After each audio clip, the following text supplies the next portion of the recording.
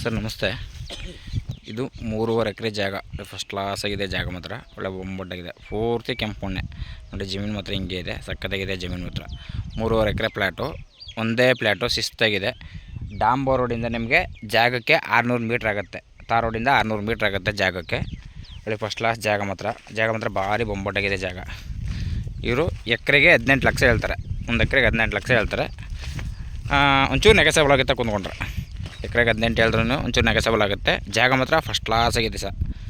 ಇಲ್ಲಿ ಪಕ್ಕದಲ್ಲಿ ನೋಡಿ, ಅಲ್ಲಿ ಕನಕಗಿರಿ ಅಂತ ಒಂದು ಬೆಟ್ಟನೂ ಇದೆ. ಫಸ್ಟ್ ಕ್ಲಾಸ್ ಆಗಿದೆ ಜಾಗ. ವಾಸಕ್ಕಾಗಲಿ ಏನಕ್ಕಾಗಲಿ ಎಲ್ಲ ಶಿಸ್ತಾಗಿದೆ ಜಾಗ ಮಾತ್ರ. ತಾರ್ ರೋಡಿಂದ ಒಂದು 600 ಮೀಟ್ರು ಜಾಗಕ್ಕಾಗುತ್ತೆ. ಒಂದು 600 ಮೀಟ್ರು, 600-700 ಮೀಟ್ರ್ ಆಗುತ್ತೆ. ಜಾಗ ಮಾತ್ರ ಒಳ್ಳೆ ಬೊಂಬಾಟಾಗಿದೆ ನೋಡಿ. ಅಕ್ಕಪಕ್ಕ ಎಲ್ಲ ಪೂರ್ತಿ ತೋಟನೇ ಇರೋದು. ಚೆನ್ನಾಗಿದೆ, ಫಸ್ಟ್ ಕ್ಲಾಸ್ ಆಗಿದೆ. ನೀರಿಗೇನು ತೊಂದರೆ ಇಲ್ಲ. ನೀರಿಗೇನು ತೊಂದರೆ ಇಲ್ಲ.